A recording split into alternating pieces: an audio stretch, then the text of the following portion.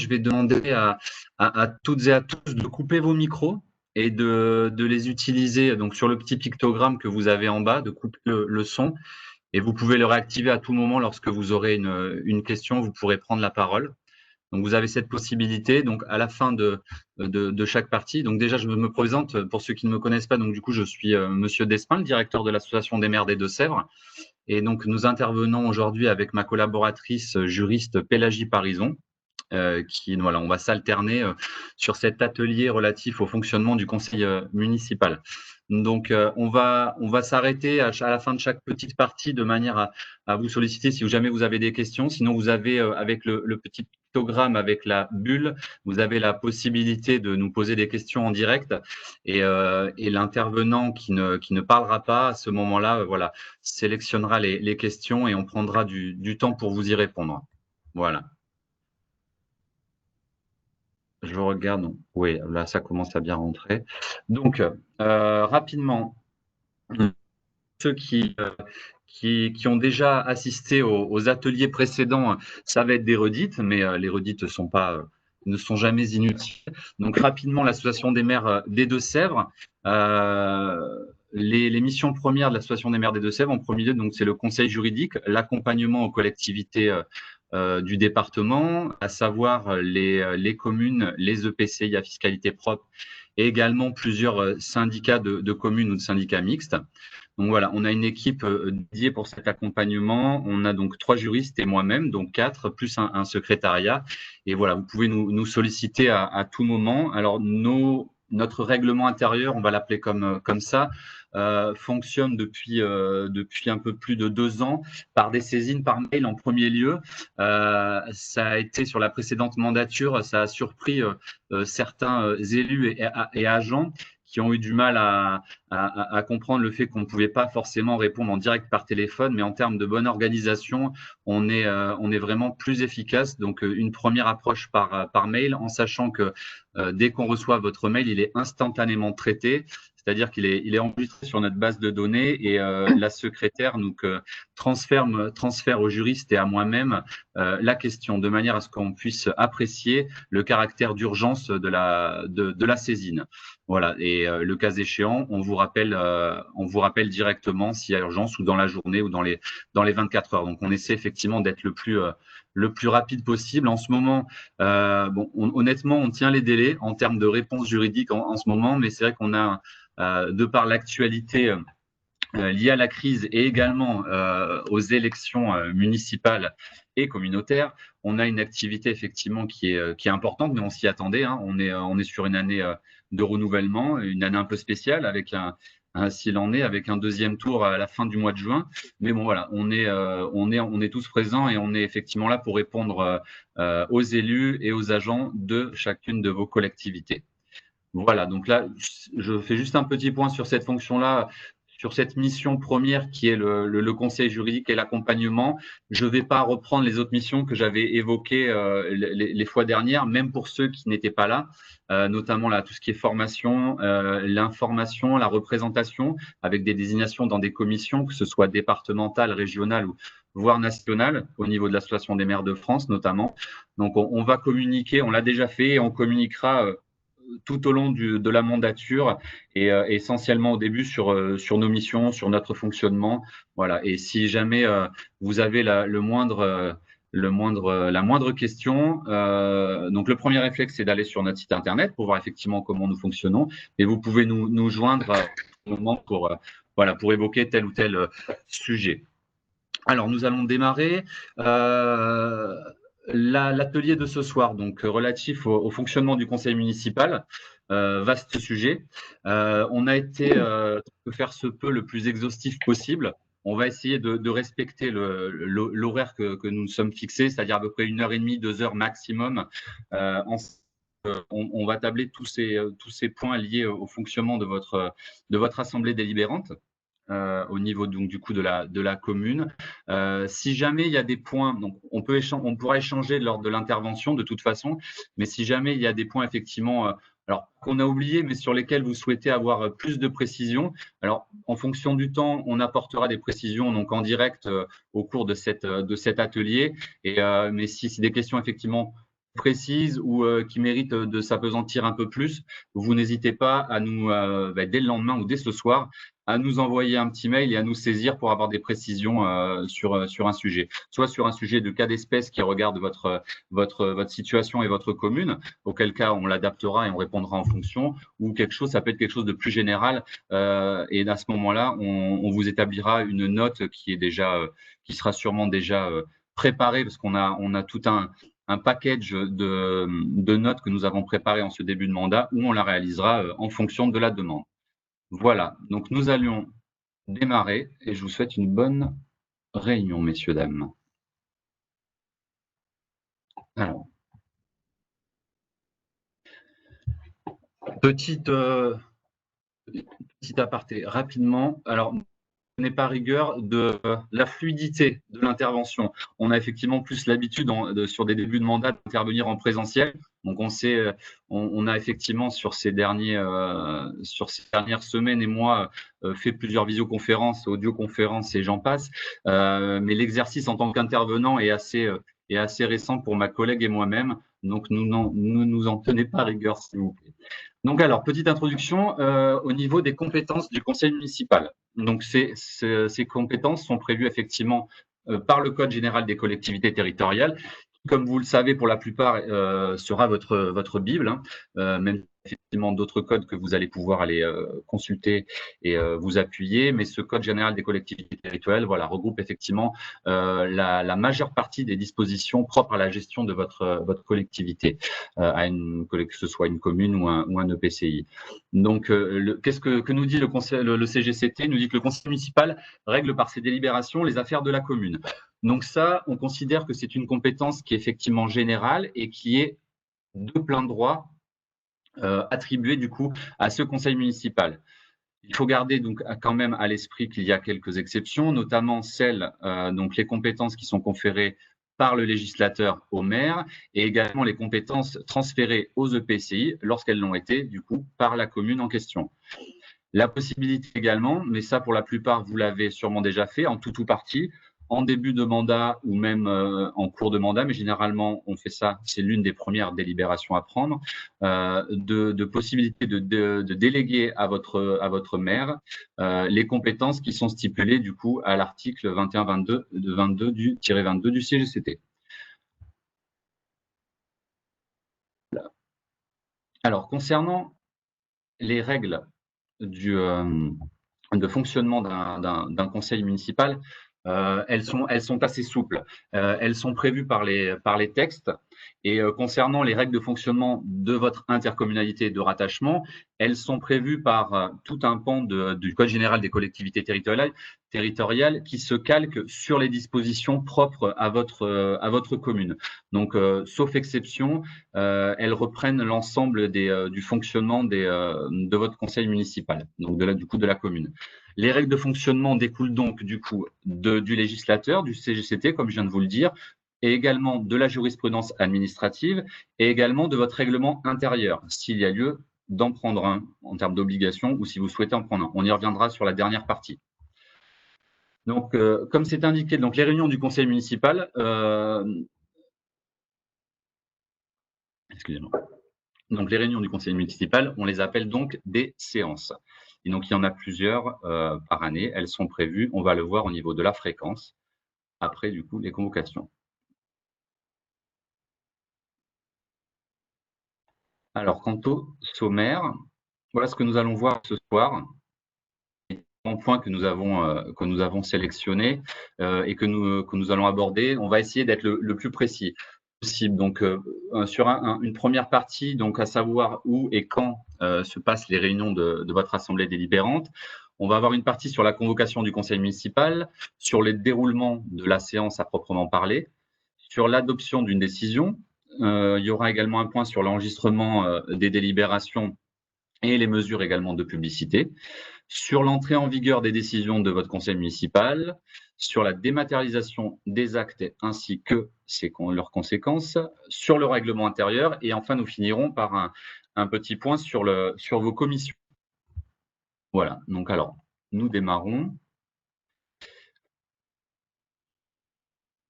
Alors en principe, municipales ont lieu, donc on parle du coup du lieu de la réunion, par principe, elles ont lieu à la mairie.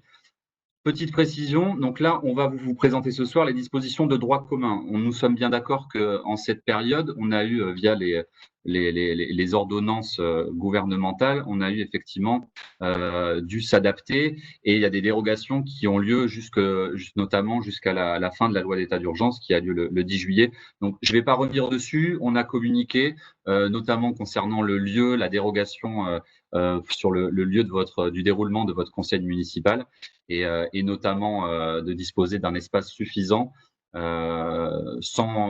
en prévenant uniquement le préfet. Vous avez la possibilité effectivement de vous rassembler dans un autre lieu. Mais là, on est vraiment dans l'exception, dans le cadre de la crise. Donc, je ne vais pas y revenir. Donc, on va vous présenter vraiment le droit commun. Donc, en l'occurrence, concernant le lieu, donc le principe, c'est à la mairie. Deux exceptions, possibilité effectivement de déroger à cette règle de façon temporaire ou de façon définitive. De façon temporaire, vous avez la possibilité de vous réunir dans une autre salle que le lieu dédié, donc la mairie. Si votre mairie, par exemple, est en travaux, s'il y a des travaux d'agrandissement dans la mairie, du coup, qui rendent impossible la tenue de votre séance, vous avez la possibilité, du coup, exceptionnellement et temporairement, jusqu'à la fin des travaux et jusqu'à ce que la salle soit accessible et praticable, d'organiser votre assemblée dans un autre lieu. Ou sinon, soit de façon définitive, donc dans un autre lieu situé, par contre, toujours sur le territoire de votre commune, dès lors que ce lieu ne contrevient pas au principe de neutralité et qu'il offre bien sûr des conditions comme votre salle de conseil municipal de mairie, des conditions d'accessibilité et de sécurité nécessaires au bon déroulement de la séance. Petite précision concernant le lieu de votre conseil municipal. Concernant les communes nouvelles, vous avez la possibilité, depuis la loi Gatel, chose qui n'était pas possible, de vous réunir du coup dans la commune mère et également dans les communes déléguées. Encore faut-il le prévoir dès le départ, lors du premier conseil municipal. Vous pouvez, lors de chaque année, indiquer que telle ou telle réunion se déroulera au sein de votre mairie annexe. Donc là, depuis la loi Gatel, vous avez cette possibilité.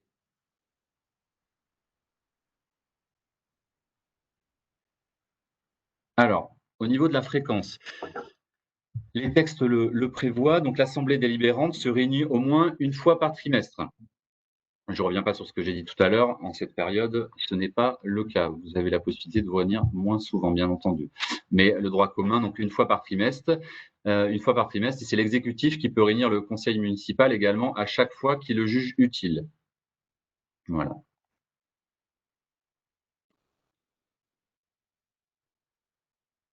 L'exécutif donc est tenu de convoquer l'assemblée délibérante dans un délai maximum donc de 30 jours. La demande est motivée quand la demande motivée lui est faite par le préfet, soit par le préfet, soit par le tiers des membres de votre assemblée en exercice, ça c'est dans les communes de 1000 habitants et plus, ou par la majorité des membres dans les communes de 1000 habitants. Et seulement en cas d'urgence, le représentant de l'État dans le département peut abréger ce délai. Encore faut-il qu'il le justifie, mais ça peut arriver. Donc c'est vraiment dans des situations bien spécifiques et ça arrive effectivement rarement. Il faut vraiment que la situation, la situation le permette et le requiert. En termes de convocation, donc, convocation de l'Assemblée délibérante, qui convoque? D'une part, la convocation à un conseil municipal est obligatoire, les textes le prévoient, et on ne peut pas revenir dessus. Donc, c'est l'exécutif, en l'occurrence le maire, qui convoque l'Assemblée délibérante. C'est donc lui qui fixe le jour, l'heure de la séance, et y compris le cas échéant, dans les périodes y compris dans des périodes qui ne conviennent pas forcément aux conseillers. Donc, c'est vraiment lui qui est maître de cet ordre du jour. En ce qui concerne l'envoi à proprement parler, convocation. Donc, là, en l'occurrence, vous avez sûrement déjà eu l'information, étant donné que vous avez déjà eu forcément l'installation du conseil et certains d'entre vous ont déjà refait effectivement un conseil municipal. Donc, vous savez que cet envoi de convocation peut être fait depuis récemment, parce qu'avant, c'est l'engagement et proximité de décembre 2019 qui nous l'a indiqué. Le principe, la règle avant cette loi était que les convocations se faisaient uniquement, se faisaient par écrit et pouvaient être faites par voie dématérialisée. Depuis la loi engagement et proximité, la dématérialisation devient la règle. Donc, elle est transmise donc, de manière dématérialisée, cette convocation, ou si les conseillers municipaux en font la demande, elle est adressée par écrit, soit à leur domicile ou à une autre adresse. Voilà. Mais par principe, l'envoi par mail est devenu la règle. Donc, on a marqué en gros qu'une séance est égale une convocation. Nous sommes bien d'accord qu'une convocation pour plusieurs séances ne serait bien entendu pas valable. En ce qui concerne le contenu de la convocation à proprement parler, il y a les textes le prévoient également, même si on peut aller au-delà, mais les mentions que vous devez absolument indiquer pour que votre convocation soit considérée comme valable. Donc, on a donc le lieu de la réunion, la date, l'heure, et ainsi que les questions portées à l'ordre du jour, de façon précise. On a rajouté effectivement, enfin, il précise de façon précise, on ne peut pas se cantonner lorsqu'on aborde tel ou tel sujet à être laconique et il faut vraiment qu'il y ait une information en amont des conseillers. La preuve en est, dans les communes de plus de 3500, une note explicative de synthèse doit être adressée avec la convocation et son absence est une illégalité. Au niveau de l'ADM et au niveau même dans d'autres départements, on conseille effectivement, alors peut-être pas une note explicative de synthèse comme l'entend le législateur pour les communes de plus de 3500, mais sur tel ou tel sujet porté, sur tel ou tel point inscrit à l'ordre du jour, il est préférable, si vous ne voulez pas effectivement qu'on vous reproche un manque de précision, de joindre une petite note en plus de la convocation. Vous pouvez le mettre en pièce jointe de votre mail adressé à vos conseillers, de manière à ce que l'ensemble des conseillers municipaux, que ce soit les conseillers municipaux de la majorité ou de l'opposition, soient effectivement valablement et le plus informés possible avant la tenue de la réunion, de manière à ne pas forcément découvrir les choses le moment venu.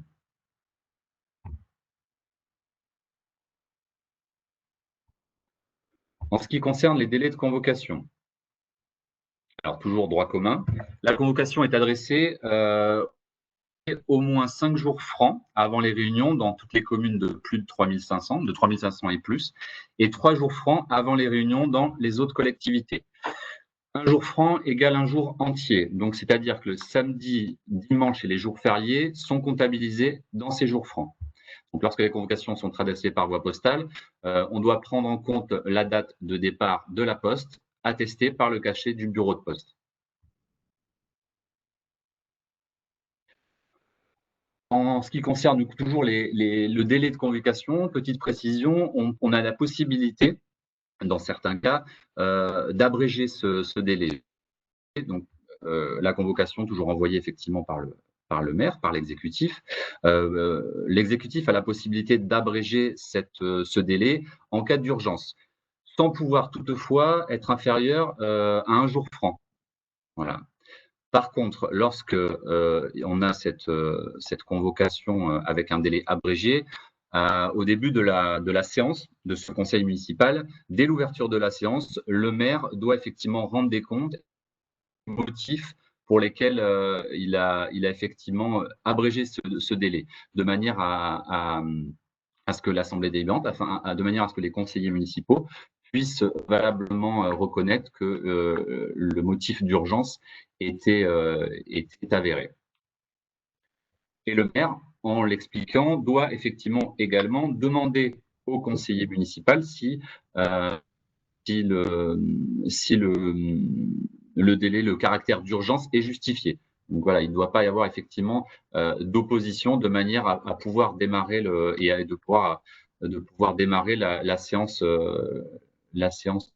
du conseil municipal. Donc on va passer maintenant on va passer toujours au déroulement d'une séance. On va passer à l'ordre du jour. Est-ce que vous avez, alors n'hésitez pas, Est-ce que vous avez des questions à ce stade sur tout ce qui est convocation, délai, ce qu'on a vu pour l'instant?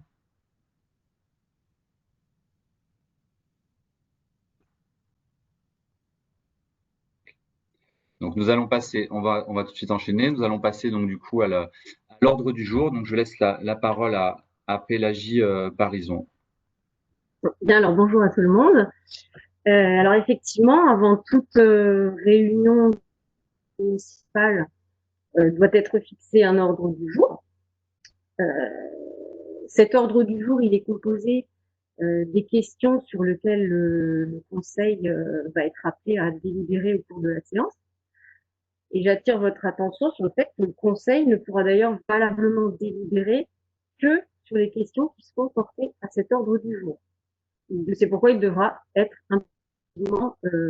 mentionné sur les convocations aux séances du conseil municipal.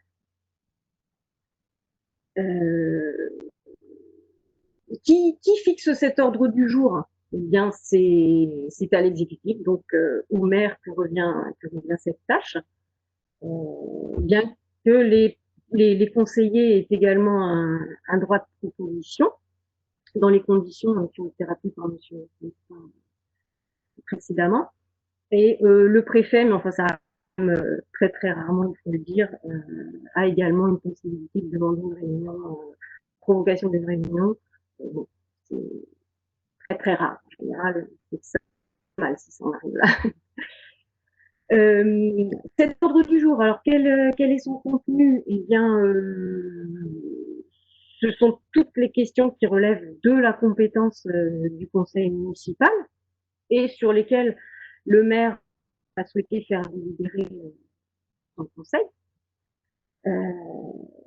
Sachant que donc les mentions qui sont portées à l'ordre du jour doivent l'être de manière suffisamment précise.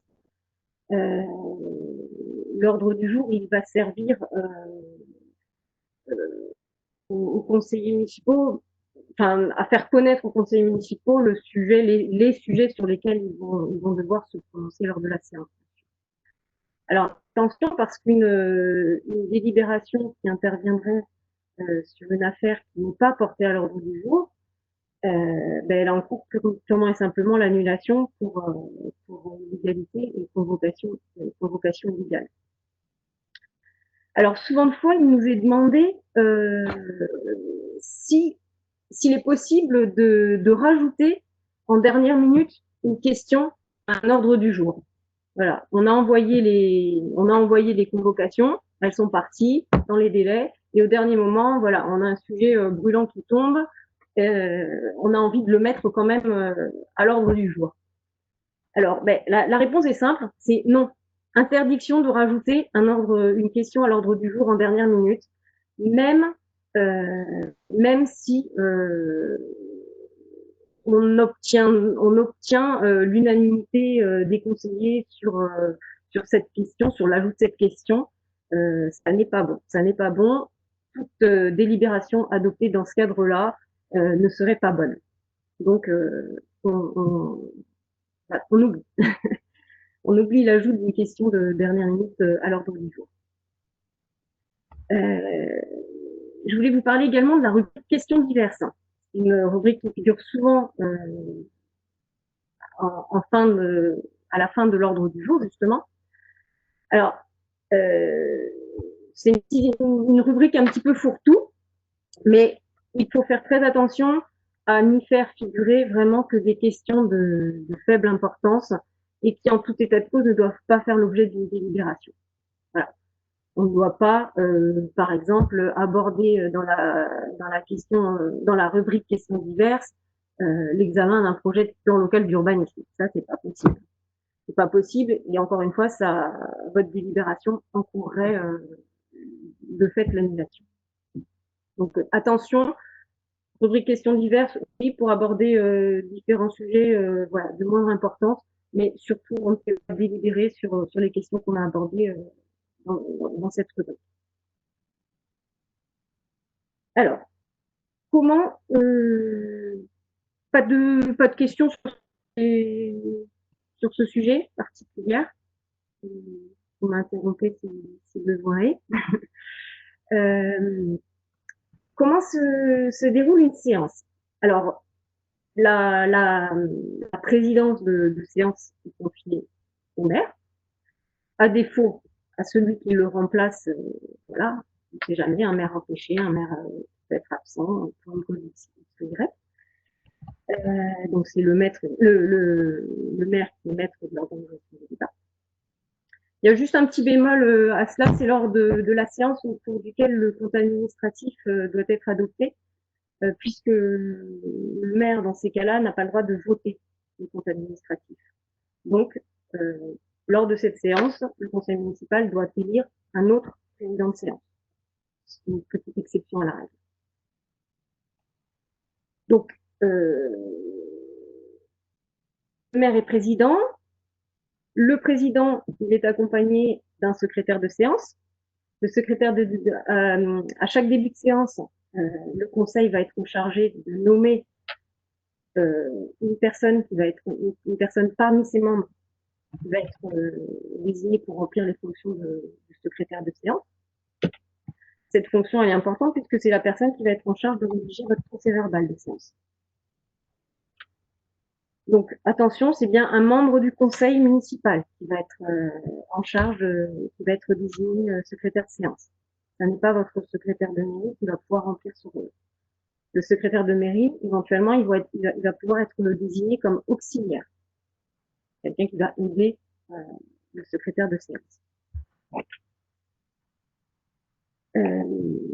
Alors attention, oui, les fonctions de secrétaire de séance, elles sont liées uniquement à une séance. C'est-à-dire qu'on ne peut pas désigner un secrétaire de séance pour la durée du mandat ou pour quelques séances qui se suivraient. Voilà, non. C'est à chaque séance, on désigne un nouveau secrétaire de séance. Voilà.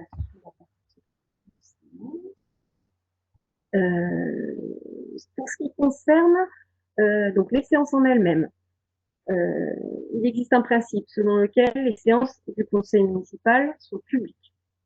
Ça veut dire que toute personne, quand bien même elle est étrangère à la commune, étrangère même à l'intercommunalité, dès qu'elle souhaite assister aux séances, elle a le droit d'y assister. On ne peut pas refouler quelqu'un sous prétexte que voilà, ce n'est pas un administré de la commune. Bien entendu, le public n'a pas le droit d'intervenir pendant les séances, ni troubler quoi que ce soit. Alors ça, c'est le principe, c'est la publicité des séances.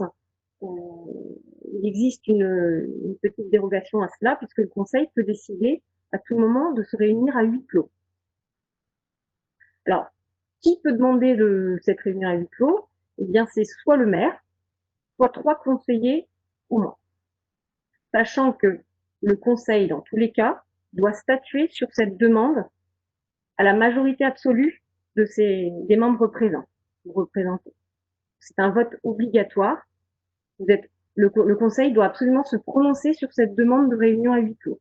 Sans quoi, cette séance, elle ne pourra pas être validée.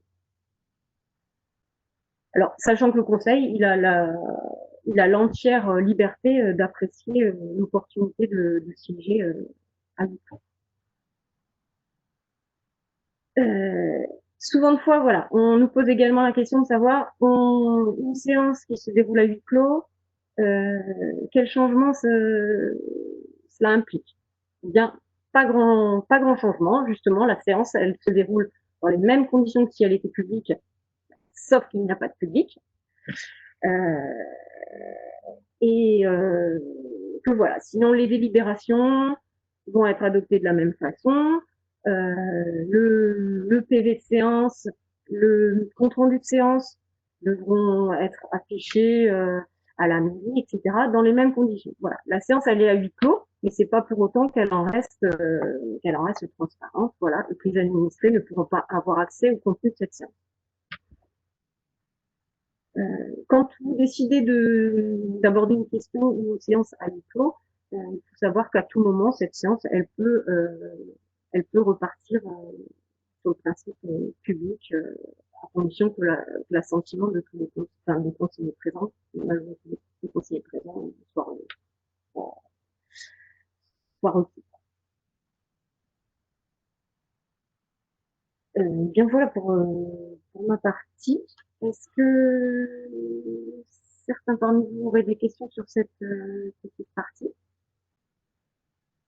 Est-ce que c'était plus ou moins clair? Alors, par contre, j'ai une petite question. Est-ce que tout le monde nous entend bien? Est-ce que tout le monde entend bien Pélagie également? Par moment, ça coupe un peu. Par moment, ça coupe? Oui, Oui. très bien. Bon, parfait. Ok pour moi. Donc, petite précision, hein, comme à la fin de chaque atelier, pour ceux qui ne le savent pas, la totalité des documents que nous projetons, et voire un peu plus même, sera, c'est-à-dire en un peu plus complet, vous sera communiqué là, dans les jours qui suivent, et l'atelier sera également en replay sur la chaîne YouTube de l'ADM. Donc, vous inquiétez pas. Enfin, je vous conseille effectivement de prendre des notes, hein, bien entendu, mais voilà, vous aurez le document support qui vous sera envoyé, déjà qui vous renvoyez sur vos adresses mail personnelles par lesquelles vous êtes inscrits ce soir, et également à l'ensemble des collectivités qui n'ont pas pu assister à cet atelier.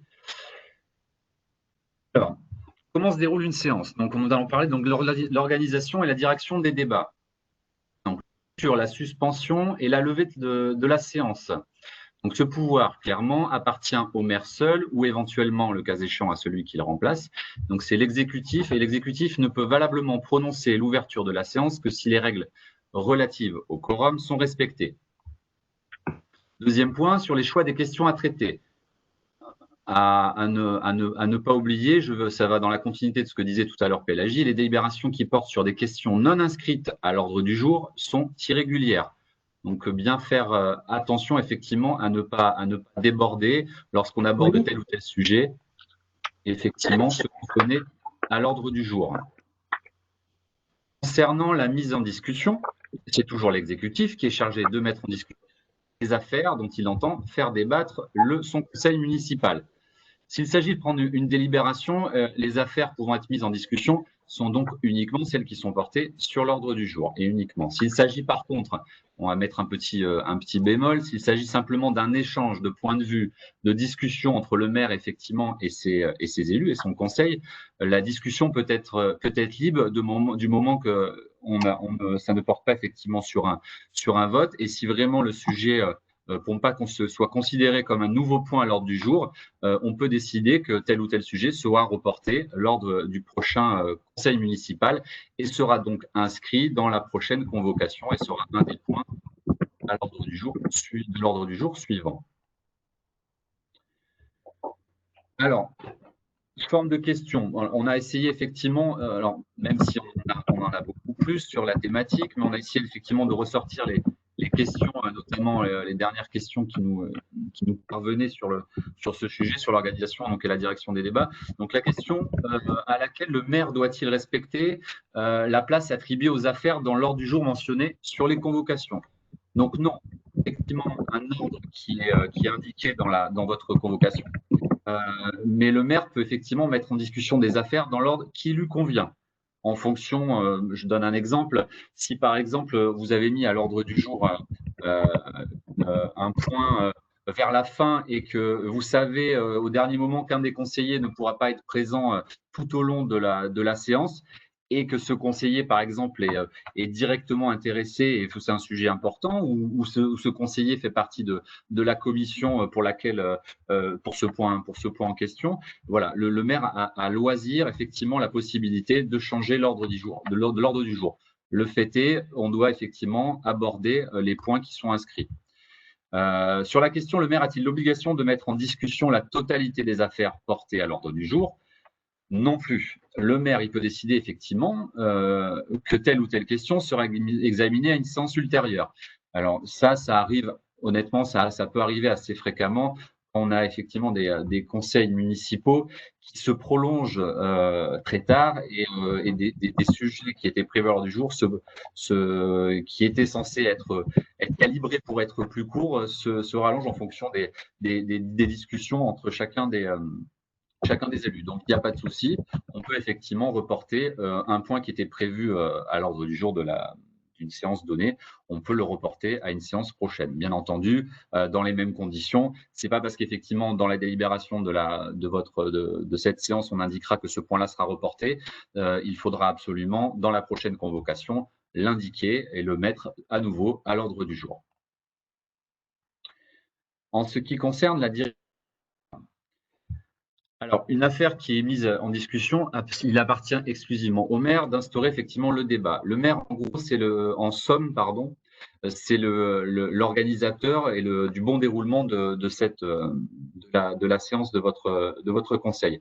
Donc, le débat, normalement, il est précédé de la lecture du compte-rendu d'un rapport sur l'affaire concernée, de manière à présenter et à savoir effectivement de quoi il s'agit, de poser un petit peu une sorte de préambule, en sachant que même si on est dans des communes de plus de 3500 où vous avez reçu effectivement une note explicative en amont, ce débat, généralement, est tout de même présenté par le maire, une sorte d'introduction, de manière à introduire les débats avant que les échanges entre les élus se fassent.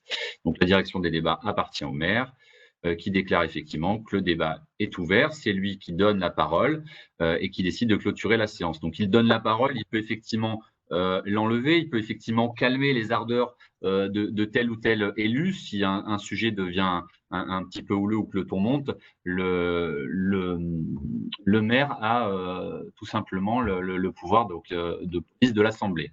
Il dirige donc son assemblée de manière à ce que celle-ci se déroule le mieux possible. Excusez-moi, Monsieur Despins. Oui. Il semblerait que Monsieur Douteau ait levé la main. Alors, Monsieur Douteau,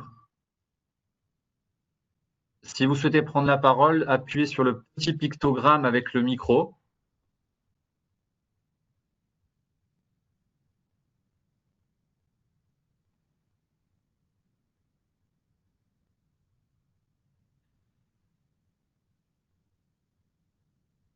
Vive la technique. Non. C'est peut-être par erreur. Peut-être par erreur. Bon, suivons. Hop là. Donc, le maire doit par ailleurs diriger les débats dans le respect des droits reconnus à l'ensemble des conseillers municipaux. Donc, c'est-à-dire le droit à l'information, le droit d'expression, le droit de proposition et le droit d'amendement. Donc, le maire gère la police de l'Assemblée, mais il se doit de respecter ses droits à l'ensemble des élus de son conseil.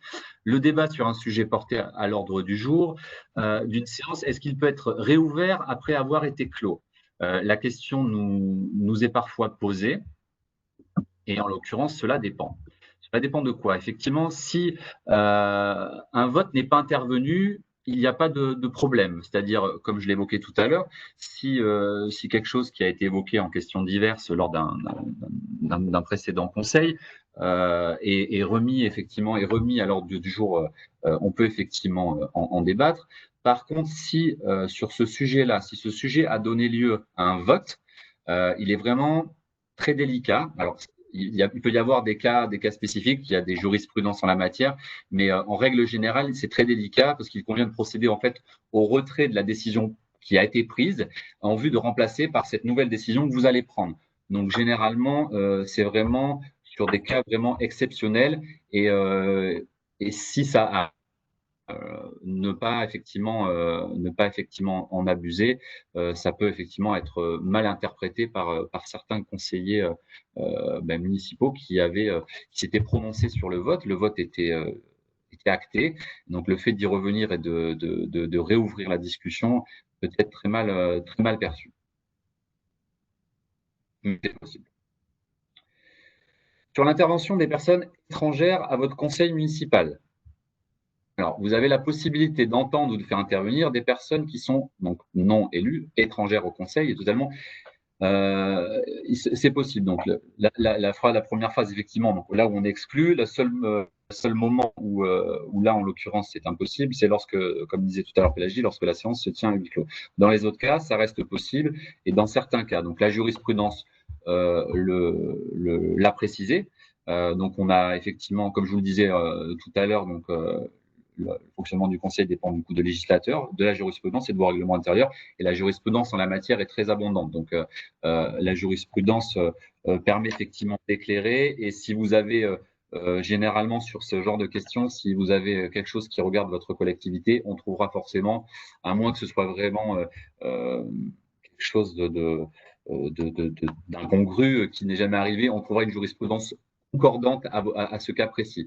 Donc la possibilité d'effectivement de faire intervenir des intervenants, donc d'une part à titre consultatif, j'entends par là des personnels. Donc, alors déjà la secrétaire de mairie qui est secrétaire de séance, qui n'est pas élue, effectivement c'est à titre consultatif et on demande en début de séance et elle est présente tout au long de la séance. Elle a la possibilité. Il peut y avoir aussi des personnes étrangères à votre administration communale, c'est-à-dire donc à l'Assemblée. Ça peut être des consultants, des formateurs, des personnes effectivement, ça peut être ça peut être des architectes sur un dossier, sur un point à l'ordre du jour relatif à des travaux dans votre commune.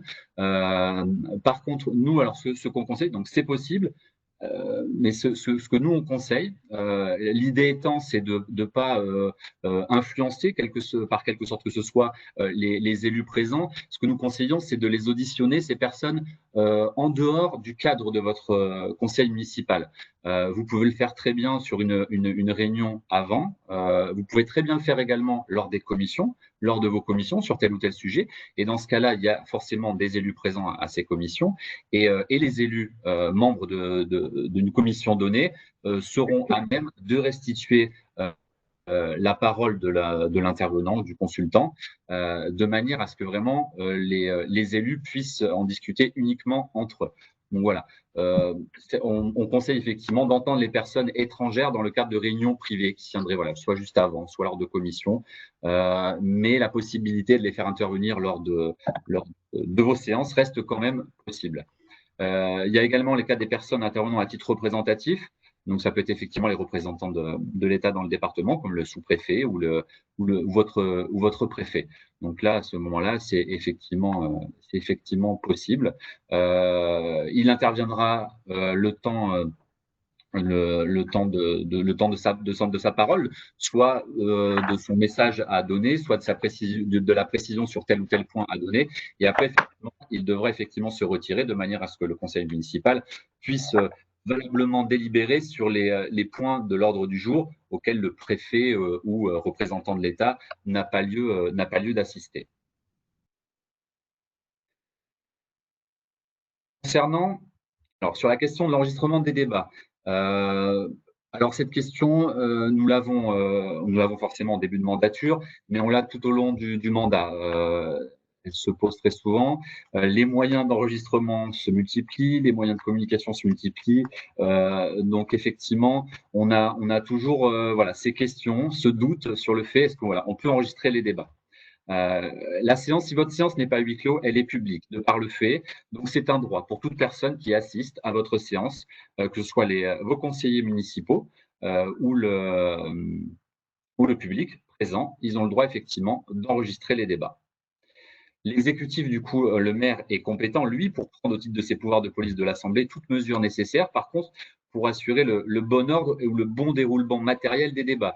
C'est-à-dire, vous avez je ne sais pas, du public et la presse sur cette séance, vous avez la possibilité effectivement soit de demander à ces personnes de sortir ou de sortir. D'abord, on va demander de faire moins de bruit. Le but étant, c'est effectivement que les débats se déroulent dans les meilleures conditions possibles.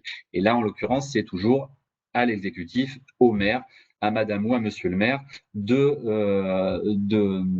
faire respecter ce bon déroulement. Concernant l'enregistrement des débats, on a la possibilité, non l'obligation, mais la possibilité de retransmettre votre séance de conseil publique, bien entendu, j'exclus le huis clos, on est dans une séance normale, une séance ouverte au public.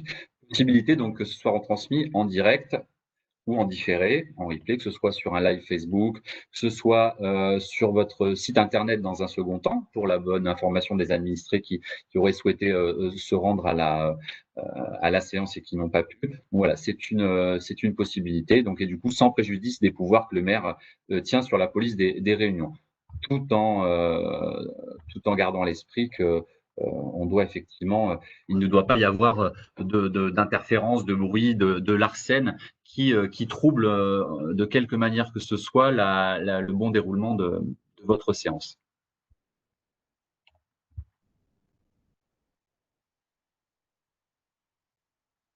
Alors, avant de passer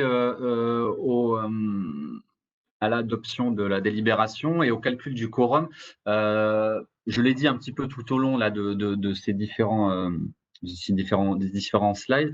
Donc, je rappelle bien que la police des séances du conseil municipal, donc le maire a seul la police de l'Assemblée. Donc, la police de l'Assemblée appartient en réalité au président de séance. Donc, quand je dis le maire, en règle générale, la plupart du temps, c'est effectivement le maire ou son remplaçant, le cas échéant, lorsque le maire est dans un cas d'empêchement.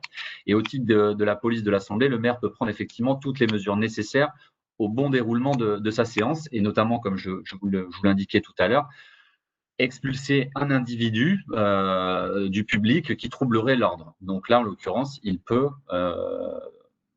interrompre la séance et n'indiquer qu'il reprendra que lorsque la personne soit se sera calmée, soit effectivement, si le trouble est trop important, lorsque cette personne sera sortie de la salle de conseil. Est-ce que vous avez des questions à ce stade? Alors, je l'ai indiqué sur le chat tout à l'heure, je ne sais pas si on essaye de répondre en même temps. On pensait que ça allait être plus facile aux questions qui sont sur le fil du chat. Et effectivement, c'est pas forcément évident. Pélagie, est-ce que vous avez relevé des questions auxquelles je pourrais éventuellement répondre sur le chat?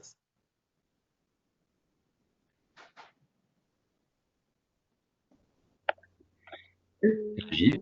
Et on a essayé de répondre au fil. La dernière arrivée, c'est si une décision a été votée par le conseil municipal précédent, le nouveau conseil peut-il revenir sur ce sujet? Alors, comme je l'indiquais tout à l'heure, déjà, on n'a plus effectivement les mêmes élus. Ça a été voté, donc il est très délicat d'y revenir. Par contre, on est sur une nouvelle équipe, une nouvelle mandature. Si on décide effectivement de remettre à l'ordre du jour telle ou telle chose, que les élus du mandat précédent ont acté via une délibération, on peut le faire. On peut effectivement mettre ça à l'ordre du jour, en débattre. Et auquel cas, si vous revenez via une délibération sur ce point-là, il faudra effectivement revenir sur la délibération prise et vous pouvez acter de nouvelles, ce que les nouveaux élus en place auront voté.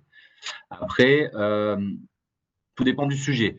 Je ne vais pas rentrer dans les détails, mais il y a des choses pour lesquelles ça peut être un peu plus délicat. Donc effectivement, il faut. Ça peut être sur des délégations à des agents, ça peut être. Donc là, sur des questions comme ça, alors je ne sais pas si Madame Heurtebise, si vous pensez à quelque chose en particulier, indiquez-le moi ou sinon envoyez-nous un mail et on vous répondra pour voir effectivement s'il y a cette possibilité. Mais en règle générale, c'est effectivement possible. Voilà. Lorsqu'un conseiller est agressif et tient des propos diffamatoires, que faire? Alors, lorsqu'un conseiller est agressif, alors au même titre que le public, lorsqu'un conseiller est agressif et tient des propos diffamatoires, comme je le rappelais, donc le maire en tant que responsable seul donc de la police de l'Assemblée doit effectivement faire cesser ces agissements. S'ils perdurent, il est en droit, le cas échéant, de faire sortir le conseiller ou de lever la séance tout simplement. Mais effectivement, ça peut effectivement arriver. Alors, le terme diffamatoire est assez donc qui se qualifie surtout au niveau de la jurisprudence. On le verra lorsque vous nous saisirez là tout au long de la mandature. Sur ce terme diffamatoire, il convient vraiment de l'utiliser avec des guillemets. Il faut vraiment qu'il y ait une atteinte directe à la personne et des faits qui soient remis en cause, vraiment en cause l'intégrité de la personne. Donc, il faut vraiment faire du cas par cas avant d'indiquer ou de penser que ces propos sont diffamatoires. Injurieux, bien entendu, ils sont plus facilement identifiables et auquel cas on demande, le maire se doit effectivement de demander à ce conseiller de cesser immédiatement.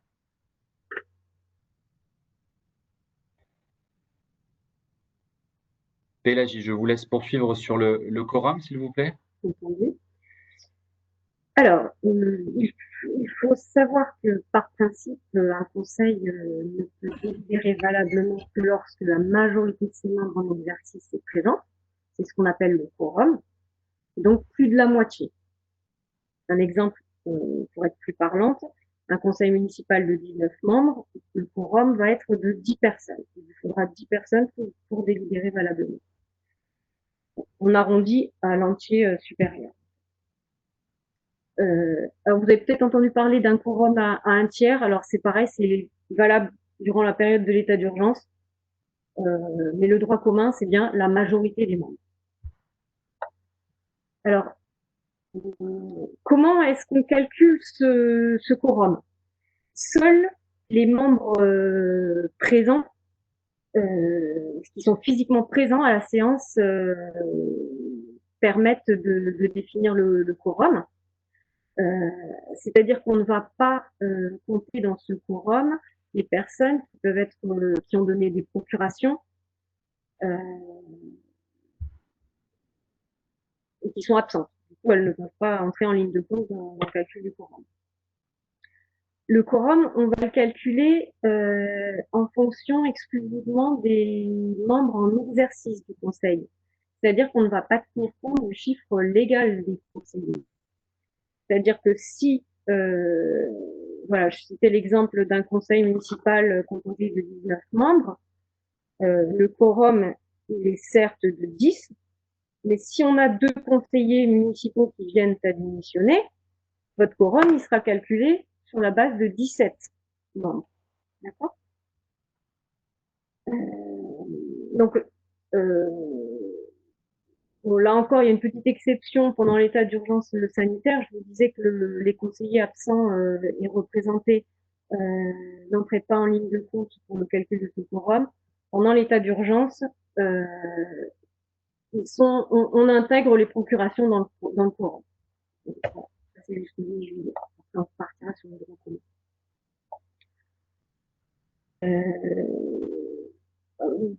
Des petits cas particuliers pour le calcul de ce quorum et dans lesquels certains membres présents ne vont pas pouvoir être compris dans le calcul du quorum. Ça va être le cas que je vous citais tout à l'heure d'adoption du compte administratif, puisque le maire va être tenu de sortir de la salle, de ne pas voter lors de l'adoption du compte administratif. Il ne va pas non plus être pris en compte dans le quorum. La deuxième exception, c'est lorsque l'on a des conseillers qui peuvent être intéressés à l'affaire.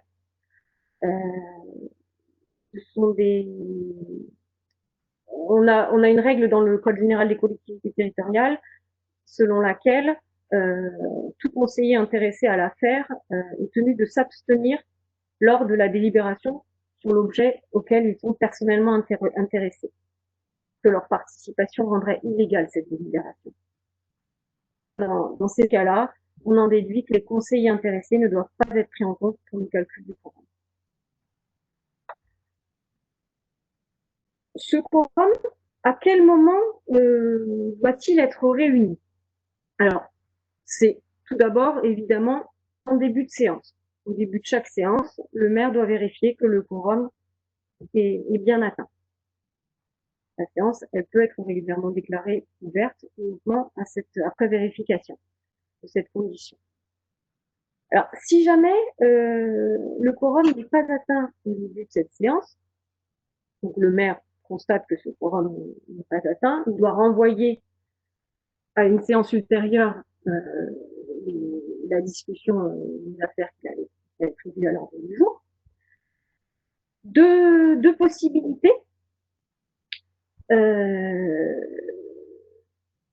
Monsieur Despins, je crois que vous passez à la diapo, s'il vous plaît. Oui. Merci.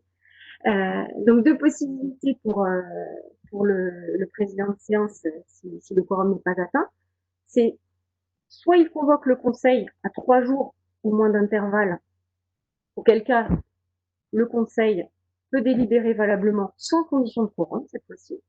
Par contre, on est lié par rapport à l'ordre du jour qui doit rester le même, identique. On n'a pas le droit de rajouter entre-temps des questions. Soit il va réunir le conseil selon les règles de droit commun, c'est-à-dire en respectant le nouveau délai de convocation, auquel cas, là, il pourra modifier son ordre du jour, il n'y aura pas de souci.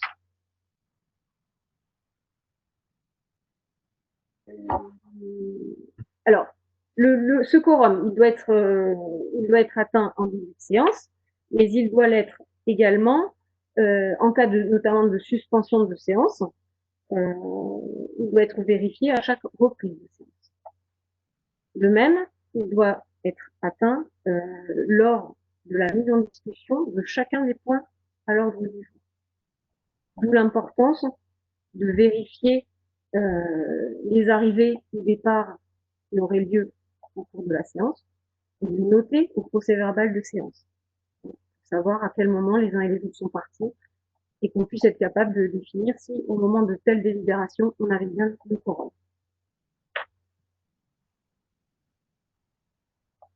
Est-ce que c'est bon pour cette partie quorum? Non, pas de questions. Alors, on va poursuivre. Il peut arriver qu'un conseiller soit empêché d'assister à une séance, auquel cas il peut donner le pouvoir à un collègue de son choix de voter en son nom. C'est une procuration, on appelle ça une procuration, un mandat, tous ces termes signifient la même chose.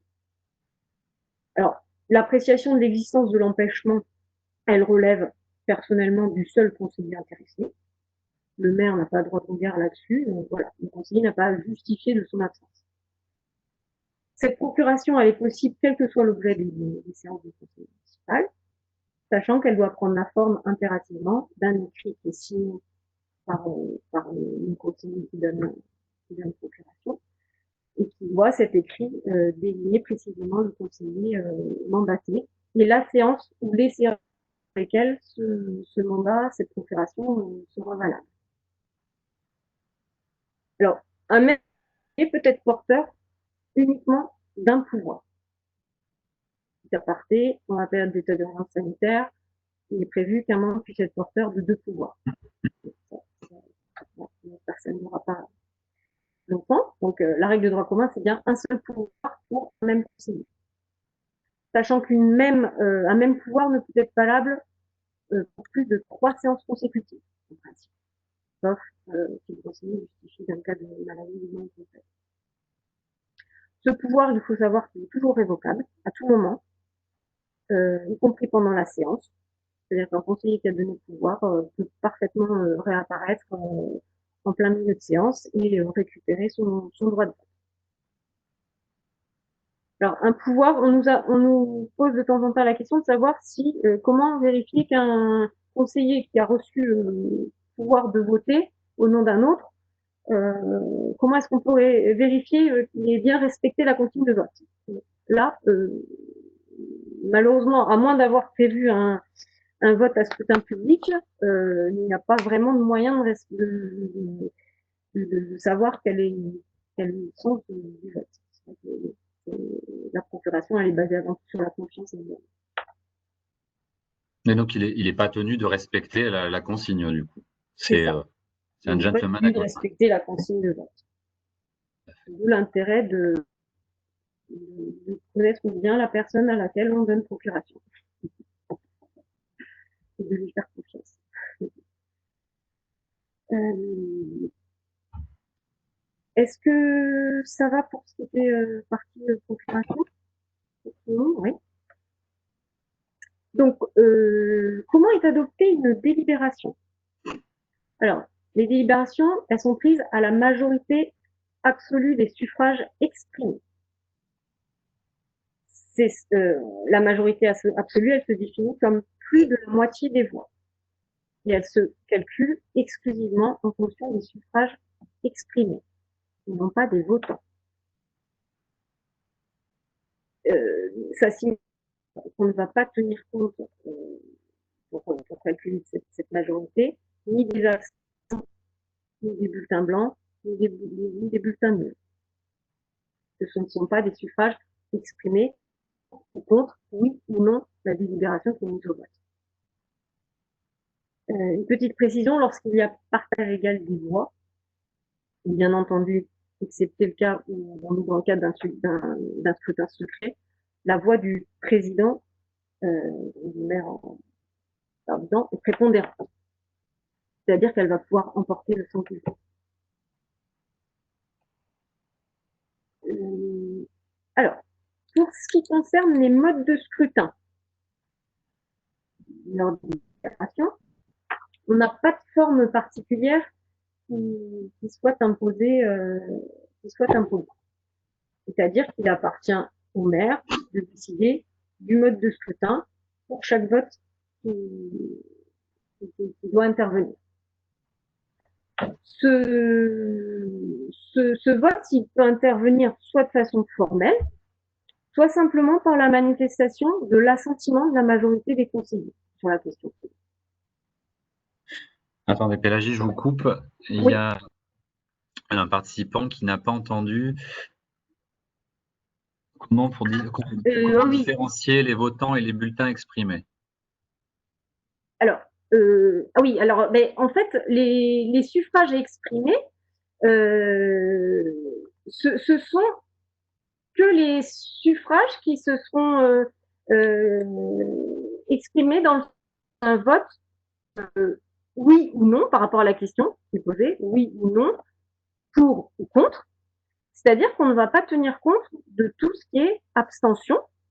Une abstention, ça ne va pas être un suffrage exprimé, ni un bulletin blanc, ni un bulletin nul. Voilà, ce ne sont pas des suffrages. Donc, ils n'entrent pas en ligne de compte pour le calcul de la majorité. Est-ce que c'est assez clair? Il avait pas entendu, hein, c'était pas de la. Ah oui, d'accord, bon. Entendu. Merci, Donc, Monsieur Chabot.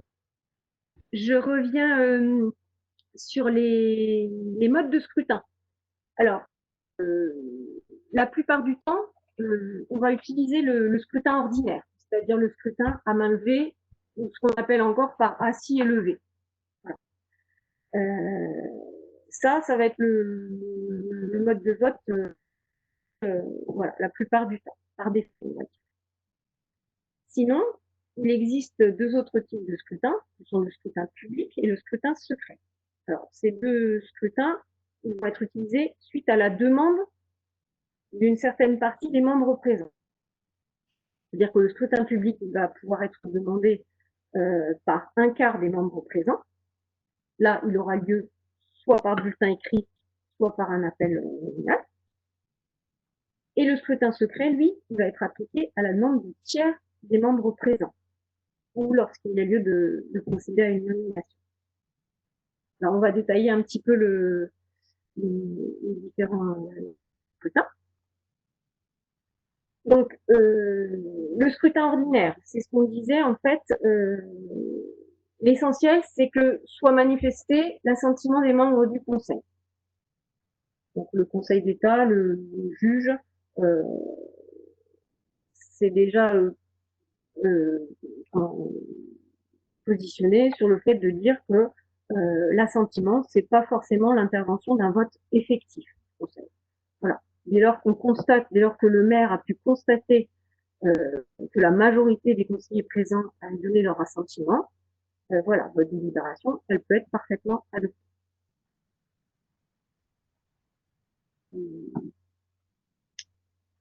Alors, il y a des petites règles communes au scrutin public et au scrutin secret. C'est-à-dire que, comme on l'a indiqué, ces deux scrutins, ils ne peuvent être mis en œuvre que sur demande des conseillers eux-mêmes.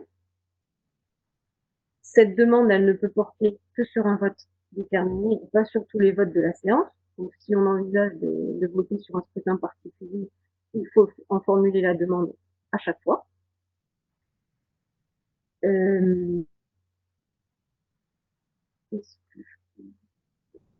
Donc, par rapport au scrutin public, donc, comme je l'ai indiqué, il faut que le quart des membres présents en formule la demande. Alors, la grande particularité du scrutin public par rapport à un scrutin ordinaire, en fait, c'est que le nom de chaque votant, avec l'indication du sens de son vote, va être porté au registre des délibérations. Donc, tout ça, ça va être consigné. Y compris dans le cas d'un pouvoir qui aurait été donné, le nom du mandant, de la personne donc, qui a donné procuration, va être indiqué et le sens du vote du mandataire qui a voté en son nom va être indiqué aussi. Donc là, tout est consigné pour le vote à scrutin public. Pour le vote à scrutin secret, donc un tiers des membres présents peut vous demander. Petite précision, lorsqu'un vote à scrutin secret est demandé en même temps qu'un vote à scrutin public, c'est le vote à scrutin secret qui l'emporte automatiquement. Et puis après, par rapport aux modalités du scrutin secret, vous connaissez un petit peu, c'est-à-dire que les bulletins, ils doivent être matériellement identiques. Chaque conseiller doit porter sur le bulletin par écrit le sens de son vote. Et puis, il va déposer son bulletin dans une urne. Bulletin secret, évidemment, personne ne pourra connaître le sens du vote des conseillers. Donc, voilà pour les différents modes pour l'adoption de délibération. Avez-vous des questions par rapport à ces scrutins? C'est un petit peu compliqué, mais sachant que voilà, la plupart du temps, c'est quand même le scrutin ordinaire qui est employé. C'est plus facile. Pas spécialement de questions. Ben, enchaînons. Je suis destin, je vous en prie. Alors concernant l'enregistrement des délibérations et les mesures de publicité. Alors là, nous allons parler donc du PV de séance, du procès-verbal de séance. Donc, d'abord, sa définition. Donc, c'est un document écrit, rédigé au cours de chaque séance et au fur et à mesure de son déroulement, dans lequel doivent être relatés tous les faits constituant cette séance. Dans la pratique, mise au net définitive, ce PV est mis au net définitive après la séance et à partir des notes écrites qui ont été faites pendant la séance. Le procès-verbal, quant à du coup, est rédigé par la secrétaire de séance et il doit être ensuite retranscrit par ordre de date dans le registre des délibérations. Alors, on va préciser tout ça. Comment se présente ce PV de séance? Donc, en l'espèce, il n'y a aucune règle qui fixe les modalités de présentation matérielle à proprement parler des procès-verbaux de séance.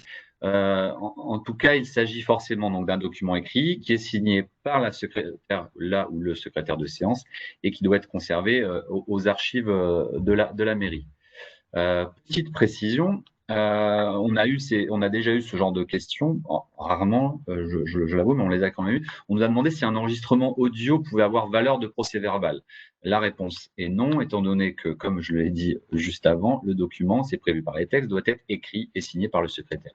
Donc, cela est d'autant plus nécessaire que le PV doit être, lui, joint aux délibérations lors de la transmission au préfet ou sous-préfet. Donc, l'enregistrement audio ne peut donc pas avoir valeur de procès-verbal.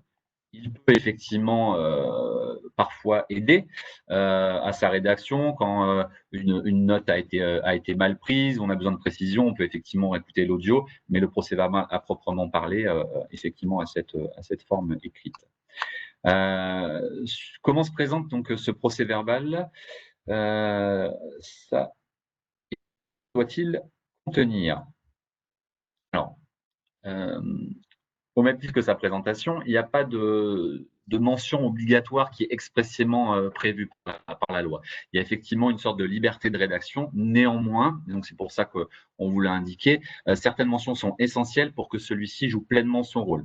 Donc on vous les a listées, donc on peut en rajouter, mais celles-ci effectivement sont essentielles, donc dégagées par la jurisprudence généralement, mais pas d'obligation, pas prévues par les textes, mais essentielles. Donc le jour, l'heure de la séance, la présidence de séance, donc si effectivement c'est le maire qui a présidé ou en cas d'empêchement un remplaçant, désignation du secrétaire de séance, les conseillers présents et représentés, l'ordre du jour, les affaires débattues et l'essentiel des opinions exprimées, ainsi que les votes et les décisions qui ont été prises lors de ces délibérations.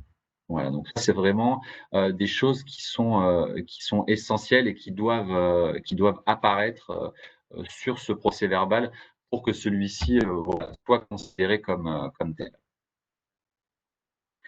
Alors, on nous pose également la question, est-ce que le maire, en sa qualité de président de l'Assemblée, dispose d'un droit de regard sur la rédaction définitive du procès-verbal? Alors, en principe, non. En principe, le procès-verbal, c'est l'œuvre de la secrétaire de séance. En pratique, donc, on tempère effectivement parce que la rédaction du procès-verbal implique donc vraisemblablement, et nous l'espérons dans chacune de vos communes, une coopération du coup entre le secrétaire de séance et le maire, et éventuellement assisté par ses services, de manière à restituer le mieux possible les points qui ont été indiqués et les opinions qui ont été également exprimées lors de la séance. Sur le contrôle opéré par le Conseil sur le procès-verbal. Alors, la loi, elle n'impose pas que on a indiqué ça parce que la loi, effectivement, à proprement parler, n'impose pas que le procès-verbal soit lu au début de la séance suivante et fasse l'objet d'un vote. Beaucoup le font, mais il n'y a pas d'obligation.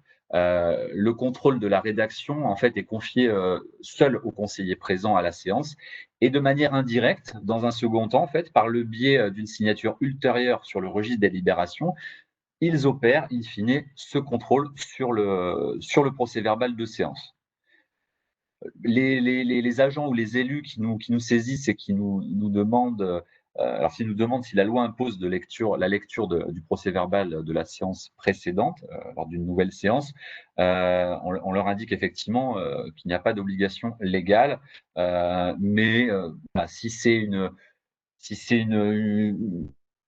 voilà, rien ne l'empêche. Après, il faut savoir que si ce procès-verbal si la séance précédente a été, a été conséquente, a été longue, s'il y a beaucoup de points qui ont été débattus, le fait d'en faire lecture en début du conseil suivant peut devenir vite fastidieux si le soir même vous avez plusieurs points à l'ordre du jour et que la séance a des chances de finir tard et voilà, ça peut ne pas plaire à tout le monde. Donc, concernant le contrôle, la signature, effectivement, sur le registre des libérations fait office de contrôle de la part des conseillers. Sur la question de la communication du procès-verbal. Donc oui, effectivement, ce procès-verbal, il peut être tout à fait communiqué. La loi, et en l'occurrence un article, je vais vous le citer, mais vous l'aurez quand on vous enverra le document après cette réunion, le 2121-26 du Code général des collectivités territoriales, donc prévoit expressément que toute personne physique ou morale a le droit de demander la communication des procès-verbaux du conseil municipal. Il a le droit de demander aussi bien la communication de ce PV que les budgets, que les comptes de la commune et les arrêtés municipaux. Voilà. C'est vraiment un droit et une possibilité que de communiquer ce procès-verbal. Nous allons passer au compte-rendu de séance. Alors, procès-verbal, compte-rendu de séance, deux choses différentes, mais deux choses intimement liées. Beaucoup les confondent, beaucoup les superposent. Donc, je vais vous préciser un petit peu tout ça, sachant que voilà, ce qui compte effectivement, donc concernant le compte-rendu. Le compte-rendu, comme son nom l'indique, c'est une sorte de résumé à la base. Donc, le but étant de porter à la connaissance de vos administrés qui ne peuvent pas participer aux réunions les décisions que l'Assemblée délibérante a prises lors de votre réunion de conseil municipal. Il doit être affiché à la porte de la mairie dans un délai d'une semaine. Une petite précision là, depuis la loi NOTRe, c'est passé à une semaine, avant c'était 8 jours. Il est affiché donc suivant la séance et il doit être mis en ligne sur le site internet de la commune lorsque ce site internet existe. Sur la question de l'affichage, toujours, que doit afficher le maire. Donc le maire, il doit afficher donc le contenu de ce compte rendu, mais le contenu, comme donc là je viens au cœur du sujet, le contenu de ce compte rendu n'est pas réglementé. Il y a beaucoup de choses qui sont pas réglementées en fait et qui sont faits un petit peu soit par tradition. Donc, certains, il peut consister en un résumé, comme je l'indiquais, donc en une sorte de reproduction partielle de ce procès-verbal, et il peut également être une reproduction totale du procès-verbal de séance. Rien n'y oblige, rien n'y empêche. Ces extraits doivent néanmoins être constitués, par les points essentiels. Donc, quand on dit effectivement partiel, on doit effectivement édulcorer le PV de séance pour en faire un compte-rendu, mais on doit tout de même indiquer les points essentiels qui ont été débattus et évoqués lors de votre séance de conseil. Le but étant toujours, c'est qu'il y ait effectivement la meilleure information possible pour vos administrés lors de l'affichage de ce compte-rendu. Alors, l'affichage du compte-rendu vaut-il mesure de publicité? Je l'ai dit, donc soit il est partiel, soit c'est une reproduction totale, soit partielle du procès-verbal de séance. Donc oui, il l'est, à condition que l'affichage concerne le texte complet donc des délibérations, et donc dans sa totalité. Concernant le retard ou le défaut d'affichage, on a eu beaucoup effectivement ces questions, à savoir si le retard dans l'affichage pouvait effectivement invalider une l'égalité des délibérations qui ont été prises sur une séance donnée. Donc non, dans la mesure où l'affichage du compte-rendu n'a pas d'effet à proprement parler en ce qui concerne l'entrée en vigueur des délibérations, son défaut ou son retard au niveau de l'affichage n'affectera pas la validité des délibérations. Après, il doit être affiché après la séance. Donc, quand je dis retard, voilà, si ça passe le week-end et que le conseil municipal a lieu le vendredi et que vous avez effectivement omis de l'afficher, si vous l'affichez le lundi, ça n'invalidera pas de toute façon les délibérations qui ont été prises. Voilà. Alors, côté matériel, donc le registre des délibérations. Donc, les délibérations que vous avez prises lors de votre conseil doivent être inscrites donc, par ordre de date et signées par tous les membres présents à la séance. Ce que vous indiquez tout à l'heure, signé par tous les membres de la séance, et ce qui équivaut au contrôle des conseillers sur ce qui a été effectivement valablement délibéré lors de votre séance.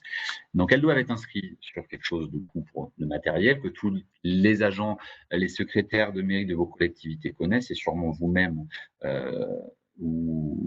déjà ou bientôt. Donc, elles doivent être inscrites sur donc, un registre des délibérations, qui est coté et paraphé par le maire lui-même. Il se présente comment? C'est un registre, il est tenu sur des feuillets mobiles.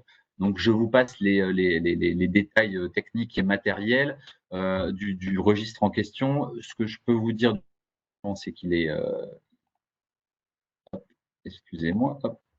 C'est que donc les feuillets mobiles sont numérotés, ils sont paraphés et reliés. Donc, alors, ils sont reliés au plus tard en fin d'année dans des conditions de lisibilité des délibérations.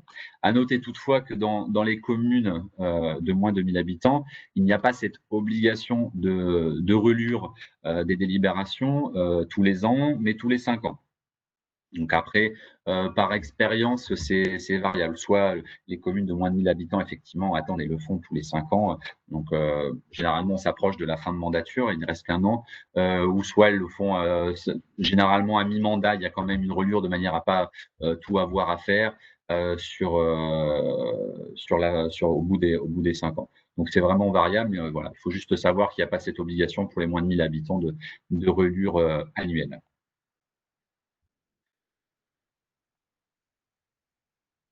Attendez, avant de passer, est-ce qu'on a des questions avant de passer à l'entrée en vigueur des délibérations? J'espère que c'est bon, on a perdu personne. Je regardais le nombre de participants. Non, pas de questions, Pélagie, sur le chat? Non, il n'y a pas de question. Non, il n'y a pas de question pour le moment. Bon, très bien. Alors, continuons.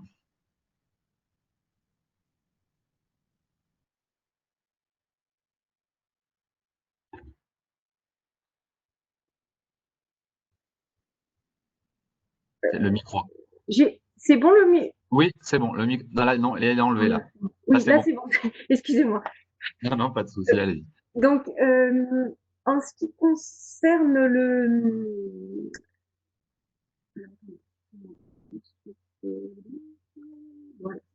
En ce qui concerne l'entrée en vigueur des délibérations, alors, cette entrée en vigueur, elle est soumise à l'accomplissement de 2 formalités particulières. D'une part, vos délibérations, elles vont devoir être publiées ou affichées, voire notifiées aux personnes intéressées dans le cadre des décisions individuelles. Donc, c'est la première formalité. Et d'autre part, elles vont devoir être transmises au préfet ou au sous-préfet. Ce n'est qu'à l'accomplissement de ces 2 formalités que votre délibération, elle va acquérir son caractère exécutoire. Donc, c'est vraiment une condition sine qua non. La liste des actes qui sont soumis obligatoirement à transmission au préfet figure dans un article du Code général des collectivités territoriales, que vous retrouverez sur la définitive. Voilà. Donc, pour exemple, donc, ce sont les délibérations du conseil municipal, bien sûr, les décisions qui sont prises par le maire sur délégation du conseil municipal, tout ce qui est décisions réglementaires et individuelles prises par le maire dans l'exercice du pouvoir de police. Ça peut être des décisions individuelles relatives à la nomination, au recrutement des agents, des permis de construire. Voilà. Donc, je ne vous fais pas toute la liste que vous retrouverez au sein de l'article. Alors, la transmission au préfet, elle peut s'effectuer par voie dématérialisée. Il y a une liaison Internet sécurisée qui donne lieu à délivrance par la préfecture d'un accusé de réception. Ça, c'est important parce que ça va marquer la preuve de la réception des actes par le préfet. On vous a mal entendu, Pélagie. Ah, d'accord.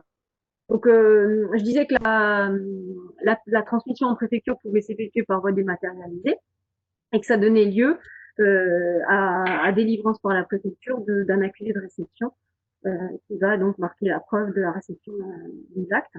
C'est important puisque l'exécutif va pouvoir certifier le caractère exécutoire de ces actes.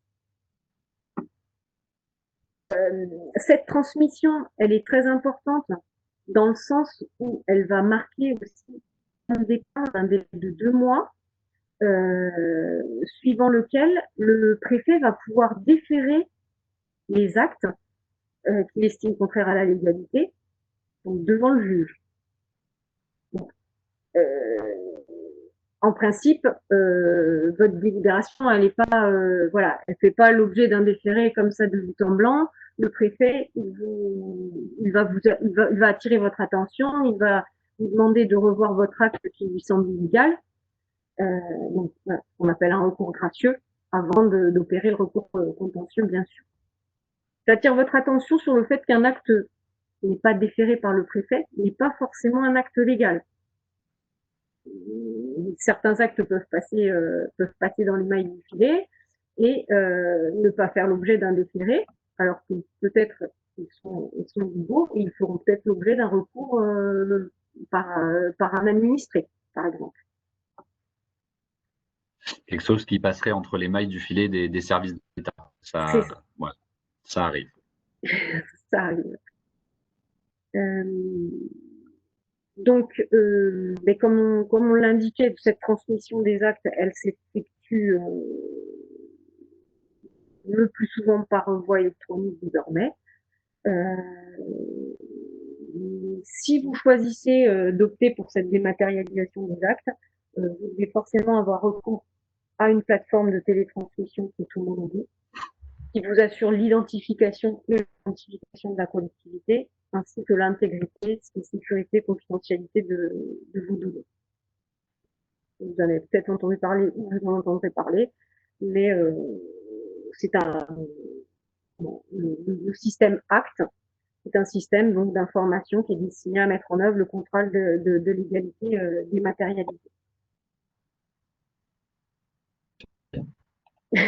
C'est ça. Donc voilà, bon, vous aurez sans doute des informations qui vous sont transmises à ce sujet-là par la préfecture incessamment sous peu.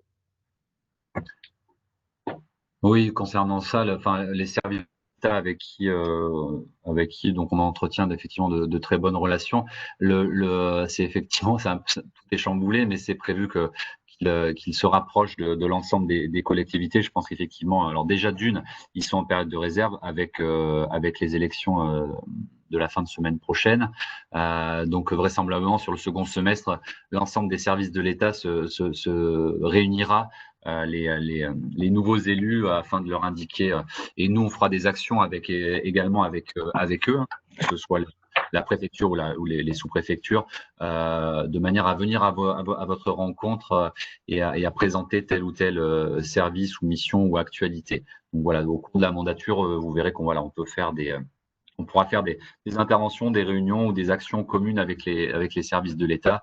On essaye sur un territoire comme les Deux-Sèvres, qui est moins entendu que certains, que toutes les entités, que ce soit institutionnelles ou privées, d'avoir des très bons rapports et que l'information circule au mieux, notamment là pendant les dernières semaines, derniers mois avec la crise, avec les élections, avec ce revirement de situation de premier tour et d'annulation. Voilà, on était en permanence en correspondance avec eux pour que les élus et les agents aient l'information le plus rapidement possible.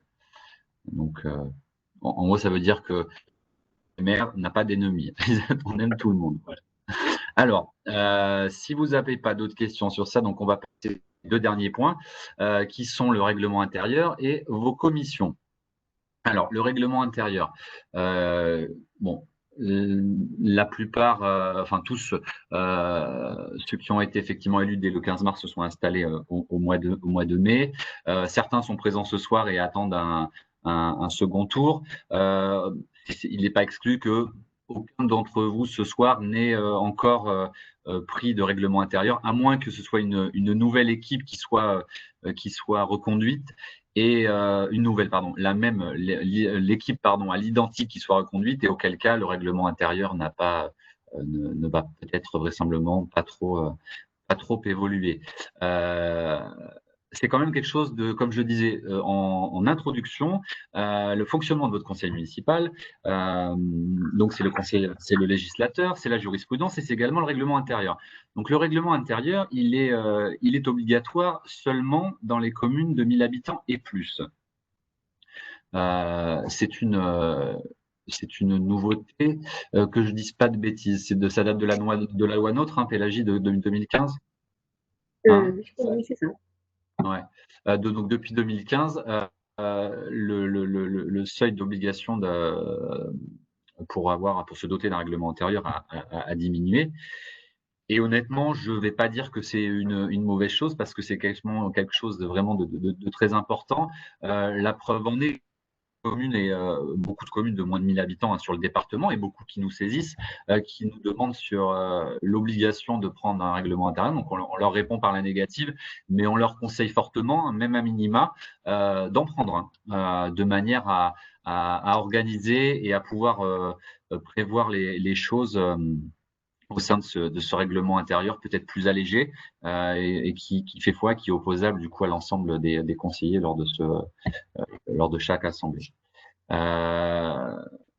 On doit l'adopter dans les 6 mois, pour ceux qui doivent le faire absolument, qui suivent. Donc, dans les 6 mois, donc toutes les communes qui ont 1000 habitants et plus doivent l'adopter dans les 6 mois qui suivent l'installation. Alors, du coup, comme je vous l'indiquais, c'est très important, mais je vous dis pourquoi.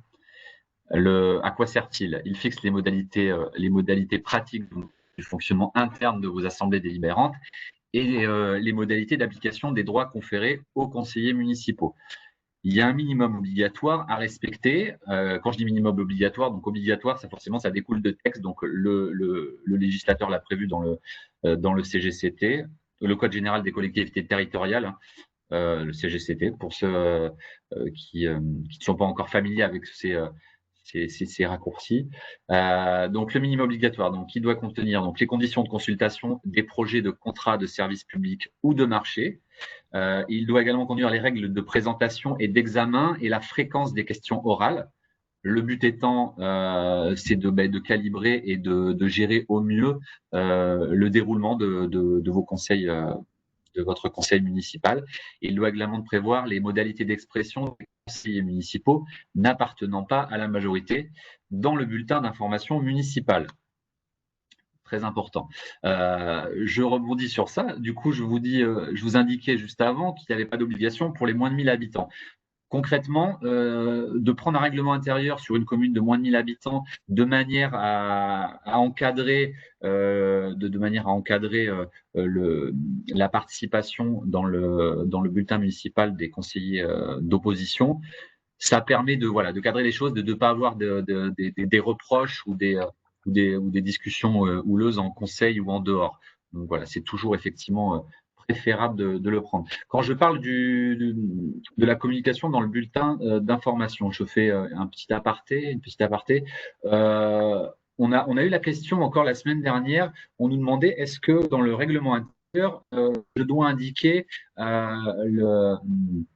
est-ce que je dois cadrer, est-ce que je dois fixer les modalités dans mon règlement intérieur concernant l'utilisation des conseillers d'opposition en termes de réseaux sociaux? Alors, pour l'instant, rien n'est acté en termes de texte. La jurisprudence le dégage petit à petit et de plus en plus, je pense, étant donné que on a des élus qui changent, on a des élus qui rajeunissent, on a des moyens technologiques qui sont utilisés peut-être de manière abusive des fois, mais voilà, qui peuvent être très très utiles. Donc, quand je parle de réseaux sociaux, on va parler juste par exemple de Facebook et Twitter. Sur le fil Facebook, si vous par exemple vous comptez créer le Facebook de votre collectivité, institutionnellement parlant, j'entends, et que dans cette page Facebook, vous avez au même titre qu'un bulletin municipal un édito du maire. C'est-à-dire que si vous mettez un édito, une sorte d'édito dans votre présentation ou dans vos communications Facebook, il faudra effectivement prévoir un minima, une possibilité pour les conseillers n'appartenant pas à la majorité, j'aime pas dire trop le mot opposition, de s'exprimer. Donc il faudra effectivement le prévoir dans le règlement intérieur. Alors comment, sous quelle forme, comment la fréquence, la taille, le nombre de caractères, c'est pas écrit, c'est pas dégagé. Les jurisprudences en la matière sont souvent des jurisprudences qui proviennent de tribunaux administratifs. Donc voilà, il n'y a pas eu forcément de cours administratifs qui se sont prononcés sur ces sujets. Donc voilà, mieux vaut le mettre à minima. Le mieux étant, c'est si vous avez une page Facebook institutionnelle, ne mettez pas de sorte d'édito du maire avec le mot du maire. Mettez uniquement les informations liées à votre activité, les agendas, les associations, ce qu'organisent les associations, voilà, des choses comme ça. Et ne faites pas comme le bulletin municipal, enlevez l'édito. Mais après, vous pouvez très bien le faire, mais voilà, gardez à l'esprit que c'est effectivement intéressant de laisser quand même une place aux conseillers de l'opposition. Je n'aborde pas Twitter, on n'est pas sur le même registre. Il a été jugé je crois que ça devait être il y a 2 ans, il a été jugé comme étant un réseau social trop dans l'instantanéité, donc impossible effectivement de pouvoir encadrer l'utilisation de ce réseau social dans un règlement intérieur. Très très très délicat. Donc, on ne pourra pas vous le reprocher de ne pas faire participer ou de sur Twitter vos conseillers. Donc là, je vous indiquais le minimum obligatoire. Donc, vous pouvez effectivement rajouter d'autres choses. Donc, rapidement, je vous les donne dans le… Je vous en donne quelques-uns, en sachant que là, très prochainement, là, on est en train de voir avec l'Association des maires de France. Bon, il devait sortir plus tôt et il n'a pas encore été encore mis à jour. Un modèle de règlement intérieur dédié. Donc là, dès que nous on l'a finalisé avec l'Association des maires de France, on vous en fera communication et il sera bien sûr à adapter, mais vous pourrez vous en inspirer fortement. Donc, vous pouvez rajouter dans ce règlement intérieur donc l'organisation des débats, les modalités de présentation des comptes rendus et des procès-verbaux de séance que j'ai évoqué tout à l'heure, savoir si effectivement le compte rendu sera une reproduction partielle du procès-verbal de séance, donc vraiment un résumé, ou est-ce qu'il sera une reproduction totale et entière du procès-verbal. Vous pouvez effectivement indiquer la périodicité des séances du conseil. Vous pouvez indiquer toute autre règle en fait relative au fonctionnement du conseil municipal. Modalité d'accès au dossier, l'enregistrement des débats, le fonctionnement des commissions, voilà, toutes ces choses-là qui vous sont propres et qui regardent effectivement l'organisation interne de votre collectivité.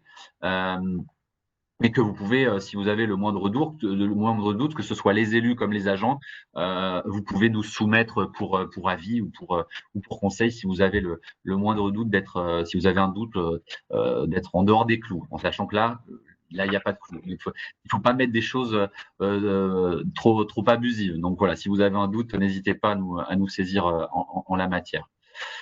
Sur la rédaction du règlement intérieur, c'est l'exécutif qui le rédige. Même dans les faits, il est assisté par généralement par une commission dédiée. Donc, on va le voir juste après. Alors, on terminera sur ça, sur les commissions, sur une commission éventuellement temporaire qui permet d'aider le maire dans l'élaboration et dans la rédaction de ce règlement intérieur, de manière à établir un projet qui sera ensuite soumis au vote de l'Assemblée délibérante, de manière à ce que l'ensemble de vos conseillers soient en total accord avec ce projet. L'adoption du règlement intérieur, comme je vous indiquais tout à l'heure, doit être réalisée dans les 6 mois, et il est fait par l'Assemblée délibérante, donc du coup sous la forme forcément d'une délibération. Sur le règlement intérieur, dans les 6 mois, non.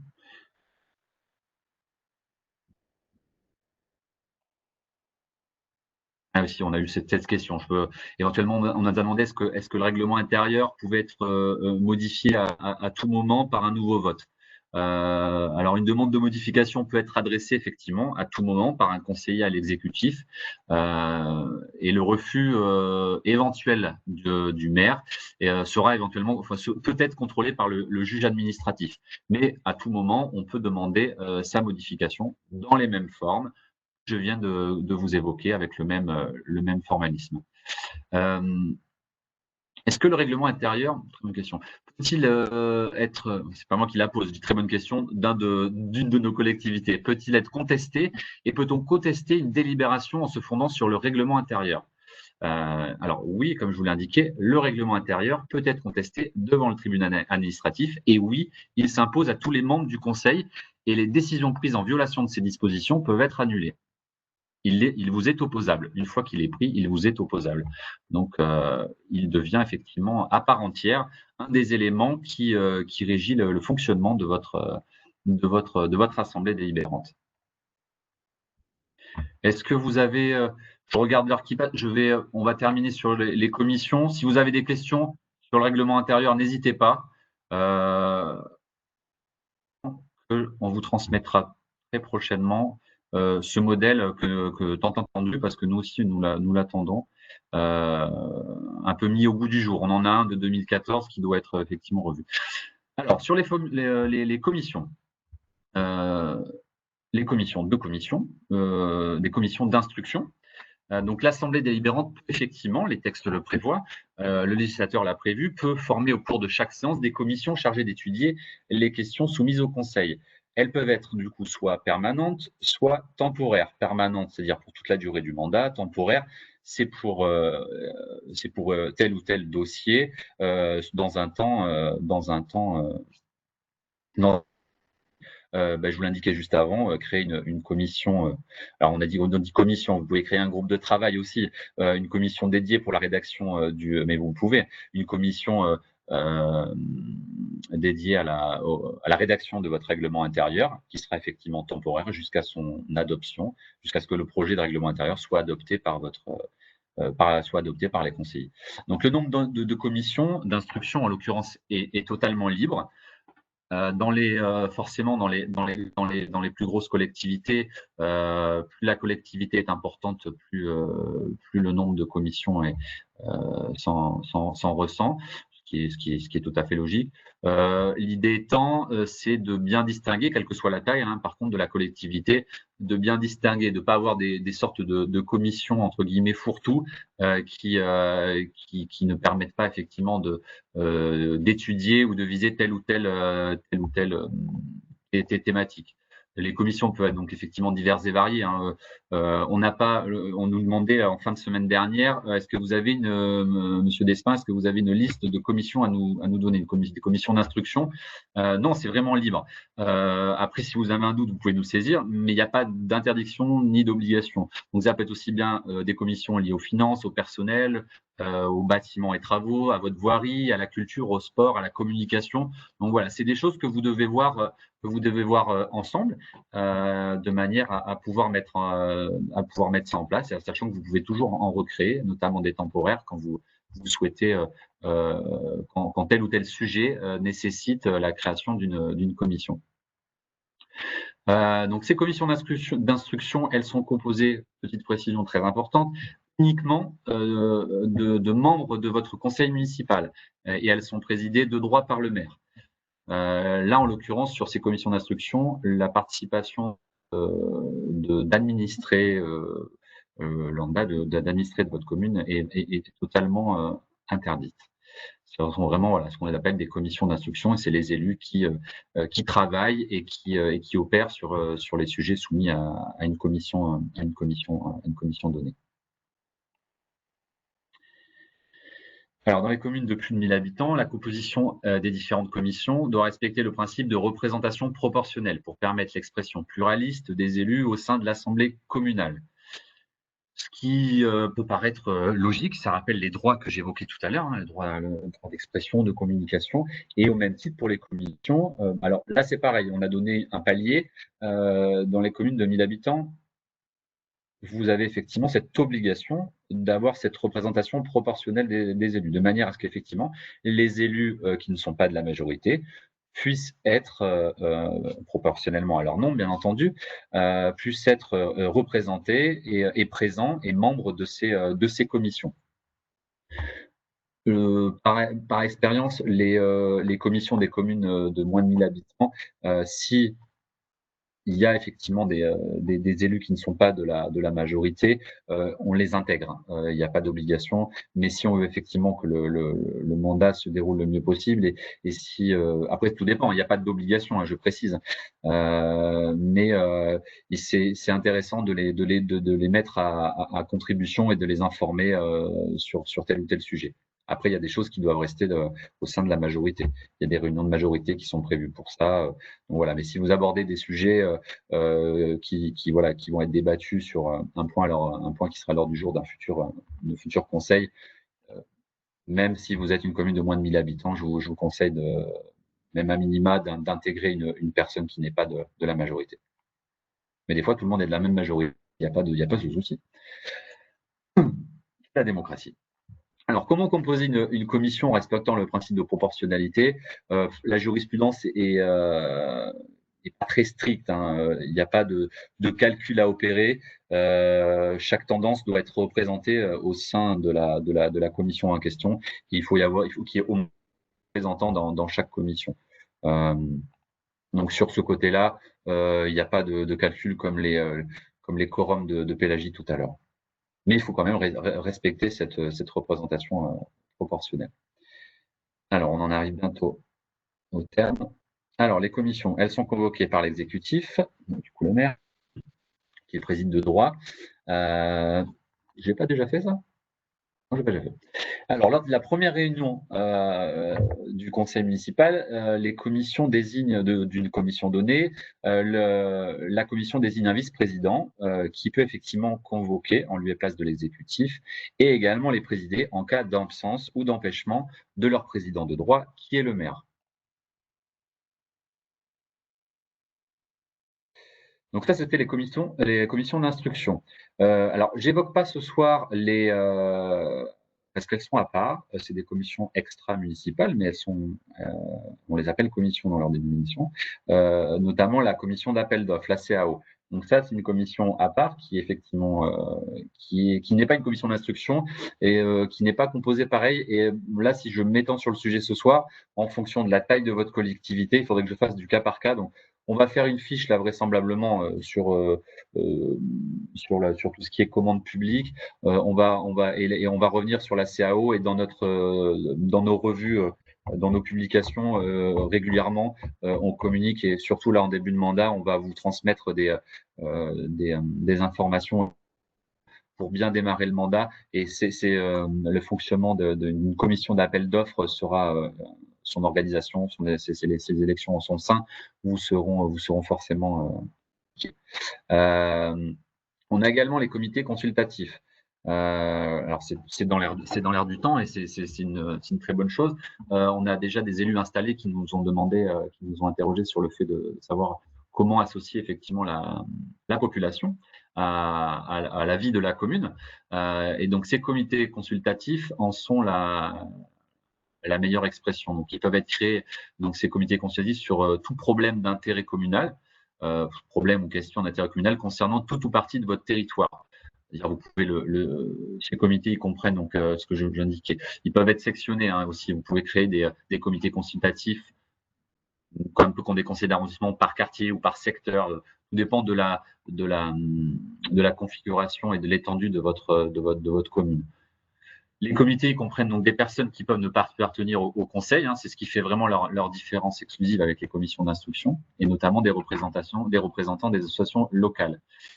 Sur proposition du maire, c'est le conseil municipal qui en fixe la composition pour une durée qui peut excéder celle du mandat municipal en cours.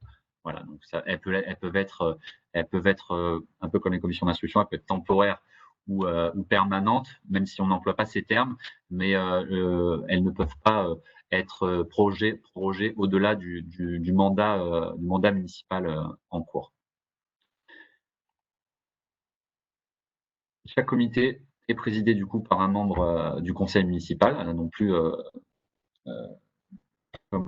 pas comme les commissions d'instruction où le maire est effectivement président de droit. Donc c'est un membre du conseil municipal qui est désigné par le maire, bien entendu, qui préside ces comités, pardon. Ils peuvent être consultés par le maire sur tout projet ou intéressant la commune, comme les services publics, les équipements de proximité. Le but étant, c'est d'avoir effectivement cet avis consultatif, comme le nom du comité l'indique, pour débattre dans un second temps, éventuellement, lors d'une commission d'instruction dédiée à un sujet, que les élus aient pris le pouls des administrés de manière à délibérer dans le sens qu'ils peuvent et dans le sens que souhaite la majorité de la population, et ces comités consultatifs le permettent. Voilà, ça reste consultatif, mais ça peut aider, ça peut avoir, on peut recueillir des avis différents que des élus parfois n'ont pas.